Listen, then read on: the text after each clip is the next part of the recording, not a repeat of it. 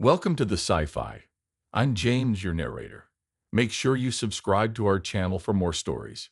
Winning a free trip to the planet Tanu seemed like an incredible stroke of luck. As a regular space tourist with a taste for adventure, I have been looking forward to experiencing an alien culture, tasting exotic foods, and maybe even picking up a few souvenirs. But this trip had quickly turned into something far more dangerous and bizarre than I ever could have imagined. The moment I stepped off my ship, I knew something was different. The atmosphere, the air, the sights, everything was bathed in a strange, almost ethereal blue. The inhabitants of Tanu, were a race of tall, slender, blue-skinned women. Every one of them was strikingly beautiful, with sleek features, luminous eyes, and an allure that felt almost overwhelming. At first, their attention toward me seemed like friendly curiosity. I was, after all, a human, a rarity on this remote world. But it didn't take long for that curiosity to turn into something else. I was met at the landing platform by a small group of plain women who all stared at me like I was some kind of rare specimen. Their smiles were too wide, their eyes sparkling with something beyond mere interest. "Welcome, Mark of Earth," one of them purred as they led me into their city. "You are truly a remarkable being, so healthy, so strong." "Ah, thanks," I muttered, feeling increasingly uncomfortable under their gazes. Their interest in me was flattering at first, but quickly became unnerving as I noticed how they lingered a little too long on my features, my muscles, my skin, even my hair. The city. The city itself was breathtaking, with its twisting organic structures that looked as if they had grown from the very earth itself. Vines and bioluminescent flowers lined the streets, and the buildings seemed alive, pulsing gently with a strange blue glow. Despite its beauty, the atmosphere felt predatory. Every plain one I passed gave me the same look, a mix of admiration and something more primal. My unease grew, but I tried to play it off. Maybe this was just how things were on Tango. Cultural differences, right?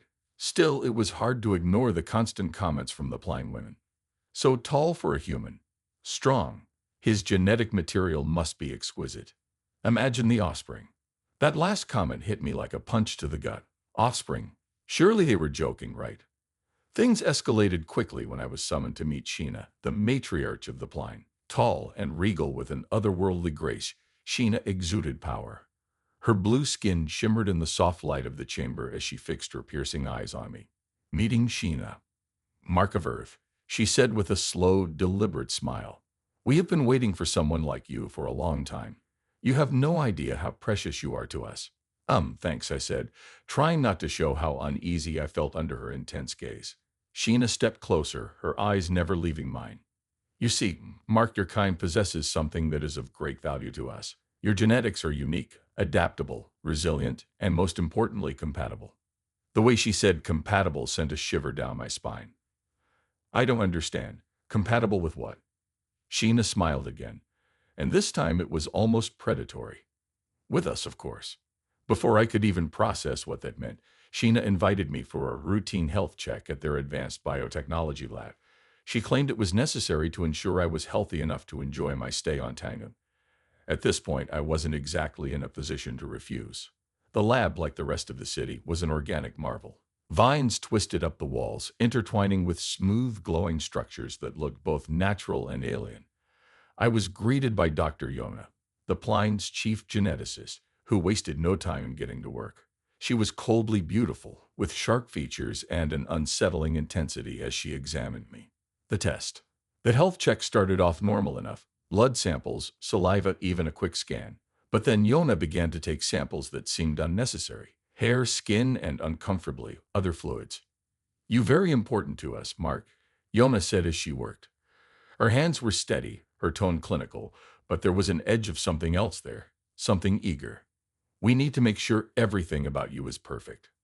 I had just about enough when I tried to stand up, but the doors slid shut with a soft hiss, and several more Plime women entered the room, their eyes gleaming with barely concealed excitement. "What's going on?" I demanded, backing away as they approached. Dr. Yona smiled, her expression far too calm for what was happening. "You see, Mark, human males are the key to our species' survival. We are genetically compatible with humans, but we must ensure that the DNA we collect is optimal. To do that, we need to test you thoroughly." "Test me? What are you talking about?" Before I could react, two of the women gently but firmly pushed me down onto a soft surface that resembled a bed. Panic surged through me as the implications of what she said began to sink in. The only way to collect the samples we need, Yona continued, her voice smooth, is through physical intimacy. Repeatedly. I was trapped. They had me chained up, and over the next several days I was subjected to a series of tests. They brought me to minimal-looking examination rooms. I was always chained and led by 4 or 5 women. Each day, a different blind woman would visit my bio-prison, bring me to an examination room, and seduce me with a practiced ease. The encounters were sensual, intimate, and frequent, far too frequent for comfort. Most of the encounters ended in a mating session, as it was their ultimate goal. Yes, they made love to me several times every day. Imagine that. While the women were undeniably beautiful, the entire situation felt off. I wasn't just a guest on their planet anymore. I was a prized resource, and they were harvesting my DNA like it was the most valuable commodity in the galaxy. Despite the absurdity of it all, there was a growing sense of dread in my gut. The Pline weren't going to stop. They had already collected too much from me, and each encounter was just another step toward fulfilling their twisted plan. I needed to escape, but had no idea how. Every exit was sealed, and the lab itself was a living maze of organic technology. That's when I met Nam. She entered my bio-prison under the guise of being another tester, but unlike the others, she didn't immediately start flirting with me or trying to coax more DNA from me. Instead, she sat down beside me, her expression soft but serious. "You need to get out of here," she whispered, glancing at the door to make sure no one was listening. I blinked, confused. "Wait, you're not here too." "No," she interrupted, shaking her head. "I don't agree with what they're doing. This isn't right." I stared at her, trying to process the fact that one of the Pline women was actually trying to help me. "Why are you doing this? Why are you helping me?" Nam looked away, her violet eyes flickering with guilt. "Because this isn't who we are. My people have become desperate. Our genetic line is weakening, and we've been searching for a way to revitalize it. Human DNA was the answer, but this is wrong. You're not a breeding tool. You're a person." Her words hit me harder than I expected. After days of feeling like nothing more than a prized lab rat, her empathy was a breath of fresh air. "Okay," I said, nodding, "but how do we get out of here? They're not exactly going to let me just walk away." Nam glanced at the door again before leaning in closer. "I have a plan, but it's risky. The matriarch has collected a significant amount of your DNA, but if we can destroy the samples, she'll lose everything. Without those samples, the entire experiment fails." I raised an eyebrow. "Destroying my DNA? Now that sounds like a plan I can get behind." Nam gave me a small smile before standing up. "Follow me. We don't have much time." We slipped out of the bio-prison under the cover of night, Nam leading me through the maze of glowing corridors. Every step we took felt like a race against time, the soft hum of the lab's organic machinery filling the air. The walls pulsed with an eerie blue light, like the place itself was alive, watching us. My heart was pounding in my chest as we crept through shadowed hallways, trying to stay as quiet as possible. Nam had the layout memorized, guiding me with quick hand gestures. She moved with the stealth of someone who had been planning this for a long time, but my clumsy footsteps occasionally betrayed us. Each time I stumbled or knocked into a bioluminescent wall, the sound seemed to echo for miles. We stopped and held our breath more than once, waiting for the soft patter of guards' footsteps or the hum of a drone passing by. "The storage room." "We're close," Nam whispered, her hand gripping mine briefly for reassurance. "The storage room is just beyond that passage." I nodded, feeling a mixture of hope and anxiety. Every instinct told me to run, but we couldn't risk alerting anyone just yet.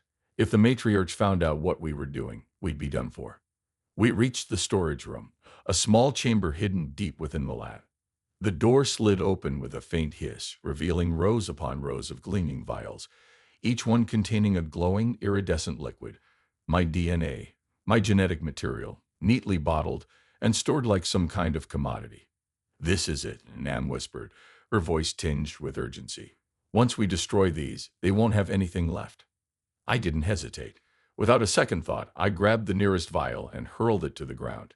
It shattered with a sharp crack, the liquid inside sizzling and evaporating as soon as it hit the floor. There was a strange satisfaction in watching the destruction of something that had been taken from me so invasively. Nam joined in, smashing vials with quick, decisive movements. We worked together, vial after vial, my heart pounding faster with every shattered piece of glass. Just as we were reaching the final few vials, a loud clanking sound echoed down the corridor outside. My blood ran cold. We had been found. Before we could react, the door slid open, and Sheena stood in the doorway, flanked by several pine guards. Her face was a mask of cold fury, her eyes blazing with anger as she took in the scene. The guards aimed strange, pulsating weapons at us, their blue-skinned fingers tense on the triggers. "Stop this madness." Sheena's voice was sharp and commanding. "Do you have any idea what you're doing? You're destroying the future of our species." Nam stepped forward, placing herself between me and the guards. Her voice was firm, but there was an edge of defiance I hadn't heard before. "You turned our species into something unrecognizable, Sheena. This isn't survival. It's cruelty. You're treating him like he's nothing but a tool." The final act. The matriarch's eyes narrowed, her voice dropping to a dangerous whisper. "He is a tool, a means to an end. The only thing that matters is saving the plane." She motioned to the guards, and they took a step closer, weapons buzzing with energy. I could feel the heat from the barrels, see the faint shimmer of energy shields sparking to life around them. "We can't let them take us," I muttered, my voice low but panicked. Nam's hand brushed mine. "We won't." In a flash, Nam grabbed the last of the vials and threw them against the wall, smashing them in one final act of defiance. The guards surged forward, but the moment the vials shattered, the air itself seemed to pulse with energy. A series of alarms blared from the walls, red lights flashing as the lab systems detected the destruction. "No!" Sheena screamed, rushing toward the ruined vials. She knelt down, desperately trying to scoop up the remnants of my DNA, but it was too late. The liquid hissed and evaporated into nothing. "Let's go," Nam shouted, grabbing my arm. We sprinted out of the room just as the guards opened fire, their strange weapons emitting bursts of energy that scorched the walls around us. The corridor became a chaotic blur as we ran, the blue glow of the lab twisting into reds and purples, alarms shrieking louder with each step. The guards weren't far behind, and I could hear their footsteps pounding in pursuit. Nam led me through narrow side passages and hidden tunnels, weaving through the organic architecture of the lab with practiced precision. We narrowly avoided a patrol of drones, ducking into a small alcove as the mechanical creatures buzzed past us. "We're almost there," Nam whispered, her breath coming in short gasps. "Your ship." I disabled the lockdown grid, but we need to hurry. We emerged from the labyrinth of corridors into the open air of the jungle, the humid warmth of Tanu hitting me like a wall. The jungle was alive with strange sounds, chirping creatures, rustling leaves, and the distant hum of flying technology.